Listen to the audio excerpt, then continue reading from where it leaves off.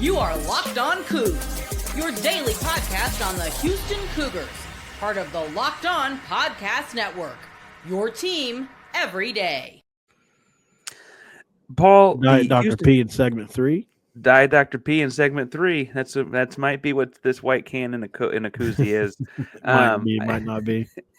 I want to give too much free sponsorship away. No, all right. So Wayfair is all about fitting out your home. Houston's at home in this one, and I don't mean to be a downer for you. Houston's lost 6 games at Fertitta since it opened. Yeah. And it's become a really great environment to play. It's the first home game since kids are back on campus for school. You're obviously going to tell me West Virginia is going to win this one. I guess my question for you is, how would they do it? Well, no, I'm not saying it's in the bag at all, obviously. So I think West Virginia will be able to hang in there in this game. I don't like the Ken Pom prediction for this game personally. I don't think that respects what West Virginia is this year at 12-3 with the teams that they've beaten. I mean, truthfully, the fact that West Virginia is unranked right now, can we just admit that Kansas at 9 and West Virginia unranked is ridiculous?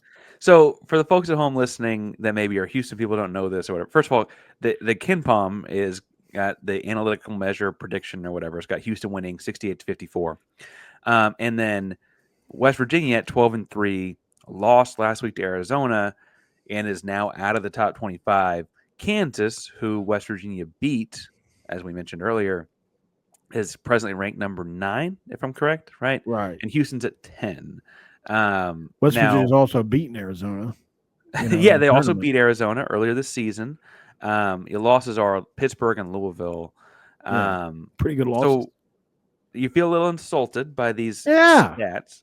Yeah, man. Talk to me. What's the thought there? What's going on? Well, I just think, at 12-3, that's a really good record, especially considering the schedule we've had to go up against so far. 3-1 in the Big 12. I mean, that speaks for itself too, obviously.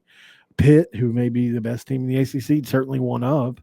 Louisville, before they were injured, was playing really well. That was in overtime, our third overtime game, forgive us, in a row in 3 days. That was crazy. 3 games in over 3 days in overtime. We won 2 out of 3. Gonzaga on the resume, Arizona on the resume, Kansas on the resume. I mean, name the last time that's even happened to a team that's won those 3 games in the same year. Just the fact that we're ranked 25th in the coaches poll alone is like, okay, I'll take it, but you can't tell me we're not a top 25 team. It's just frustrating for me because these kids deserve it. They're playing with a 7-man rotation without their best player and without their second best player for a lot of that until this last game against Colorado. So, I mean, they've been doing it without anybody. And now they're getting some guys back. I just think they deserve a little bit more respect. I mean, do I think we beat Houston in Houston? I didn't jump there yet, but I just think, man, look at what they're doing. They got 2 freshmen that they have big minutes from. Obviously, Yesifu, former Kansas guy, put in 18 last week. That was big. I don't know if he can continue to do that, but that would be obviously huge. Jonathan Powell, who was a top 40 freshman that we flipped from Xavier, has been a godsend. One of the best 3-point shooters in the league, thankfully, through these 15 games. Is basically our secondary scorer right now without Tucker. So, but yeah, we need a big game from him if we're going to beat Houston. Well, so getting scoring from other places obviously helps. I'm predicting this one to be a low-scoring, ugly game. I think that's the part I took more exception at with Ken Pom is I don't know that I just feel like both defense are going to keep this lower than 68. I think this is going to be a 60-55 kind of thing personally. I do pick Houston. I think Houston at home has the edge there. Both teams defensively are pretty stout. I guess if I'm going 60-55 and you don't like the Ken Pom prediction, Paul, what's your score prediction for Wednesday night? Yeah, I'm with you on the low score. If Tucker was playing, I will say this because Tucker hit 8 threes in a game this year. He's one of the best 3-point shooters in America. He literally can stretch it out past the logo. So that changes things. Like when like That's one of how we beat Arizona. That's how we beat Gonzaga because he was playing. So we don't have him, although we have beaten Kansas without him. So I think, this team is still really good without Tucker. Definitely a tournament team. Are they beating Houston at Houston? I don't think so. I pick Houston to win this game too. I think I picked this to go 3. I think we got a shot to go 4-2 over the next 6. I think we'll probably go towards 3-3. But when you measure out our full schedule, I still see 22, 23 wins on the schedule for us, even going 3-3 here the next 6. So it's not going to be a huge blow for us to lose this one. I don't think it's not. It's a great loss if there is such a thing. And I'll say Houston wins this. I'll say 64-59. I think it's going to be closer. I'm sure we'll talk again. Yeah. But these two teams meet up again. They do. In West Virginia at the end of the month. Yeah. A few weeks out, do you flip your prediction for that one? Or what would change besides scenery there? Well, that's a good question. We'll talk again before then. I'm interested. Yeah, I think obviously we go from Houston to Iowa State, and then we get a little bit of a break with Arizona State and Kansas State.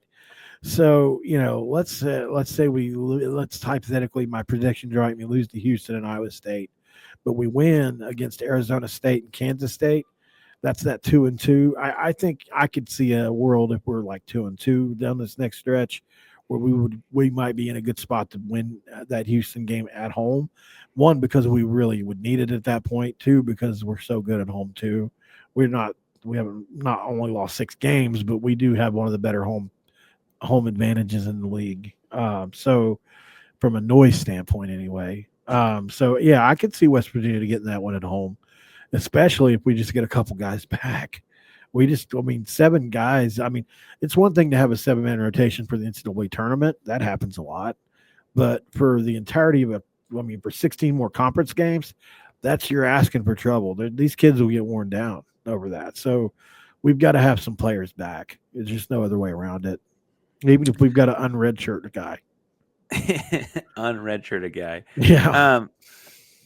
We bring down all things on both channels. I'm sure if more Deion news pops up, we'll both be covering that and the impact on our respective programs as well.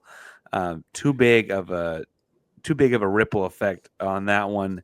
And then again, we meet up later this month, so I'm sure we'll talk more again. Mountaineer Paul and Locked on West Virginia, where's the best place to find you at these days? Yeah, at Paul Mountaineer over on X. I have a Discord as well, which I share the link to that all the time. We'll be doing another deal on that, and then obviously over on YouTube at Locked on West Virginia.